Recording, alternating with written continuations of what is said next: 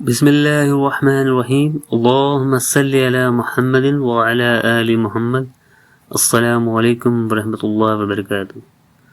بیٹی کو جہیز دینا ہمارے نبی محمد صلی اللہ علیہ وآلہ وسلم کی سنت ہے۔ بیٹی کی شادی کے موقع پر ضروری اشیاء بطور جہیز دینا حضور اکرم صلی اللہ علیہ وآلہ وسلم کی سنت ہے، مگر جہیز میں ایک تو صرف روزمرہ کی ضرورت کی اشیاء دینا زیادہ بہتر ہے، اور دوسرا یہ کہ جہیز اپنی حیثیت کے مطابق دیا جائے، نیز اعلان نہ ہو کہ کیونکہ یہ تو اپنی اولاد کے ساتھ صلہ رحمی ہے، دوسروں کو دکھلانے کے لیے کی کیا ضرورت ہے، اور اس میں اسراف بالکل نہ کیا جائے۔ تاجدار مدینہ سرور قلب و سینہ امام الانبیاء جناب محمد مصطفیٰ صلی اللہ علیہ وآلہ وسلم کا مبارک زمانہ انتہائی سادہ تھا۔ آپ صلی اللہ علیہ وآلہ وسلم نے اپنی بیٹی فاطمہ الزہرا سلام اللہ علیہا وہ بالکل سادگی کے ساتھ جو جہیز دیا، وہ حدیث میں یوں مذکورہ ہے۔ حضرت علی رضی اللہ تعالیٰ عنہ سے روایت ہے کہ نبی کریم صلی اللہ علیہ وآلہ وسلم نے حضرت سیدہ فاطمہ الزہرا سلام اللہ علیہا و رضی اللہ تعالیٰ عنہ کو مشک اور تکیہ کا جہیز دیا، جس میں ازخر گھاس بھری ہوئی تھی، اور آپ صلی اللہ علیہ وآلہ وسلم نے سیاہ رنگ کی چادر خمیل بھی دی۔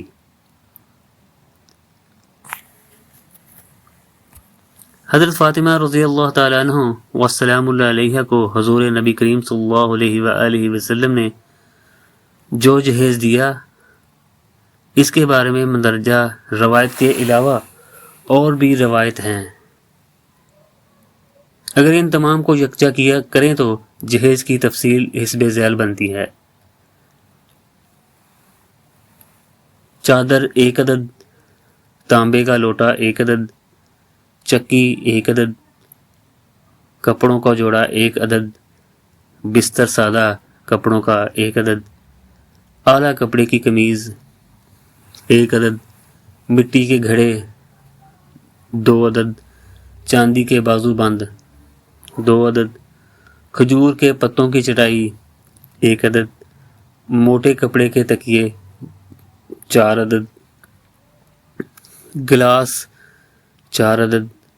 لیکن آج فی زمانہ جس طور سے اس کا رواج ہے، اس میں طرح طرح کی خرابیاں پیدا ہو گئی ہیں، جن کا خلاصہ یہ ہے کہ نہ اب ہدیہ مقصود رہا، نہ صلہ رحمی رہی، بلکہ نامور اور شہرت اور رسم کی پابندی کی نیت سے کیا جاتا ہے، اور اس کا باقاعدہ اعلان ہوتا ہے۔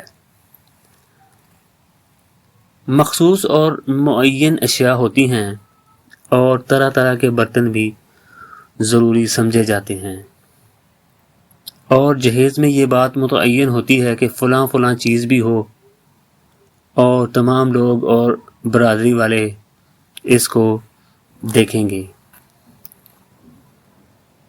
اور ان تمام چیزوں کو عام طور پر مجمع میں لایا جاتا ہے، اور ایک چیز سب کو دکھلائی جاتی ہے، زیور اور جہیز کی فہرست سب کو پڑھ کر سنائی جاتی ہے۔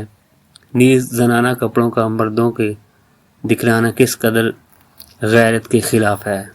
اتنا فالتو سامان دیا جاتا ہے کہ بغیر استعمال کے اسی طرح ہی پڑا رہتا ہے،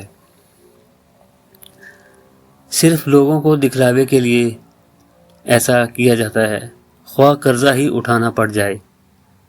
سود پر بھی قرض لینا گوارا کرتا ہے۔ اسی طرح ایک غریب آدمی برادری کے دباؤ سے اپنی عاقبت کو داؤ پر لگا لیتا ہے۔ امیر لوگ بھی ان رسموں کی بدولت قرض سے نہیں بچتے۔ اگر ویڈیو اچھی لگی ہو، ویڈیو کو لائک کریں، شیئر کریں، اور چینل کو سبسکرائب کریں۔ کیا آج آپ نے درود پاک پڑھا ہے؟ اللہم صلی علی محمد وعلی آل محمد، اللہم صلی علی سیدنا و مولانا محمد وعلی آل سیدنا و مولانا محمد وبارک وسلم۔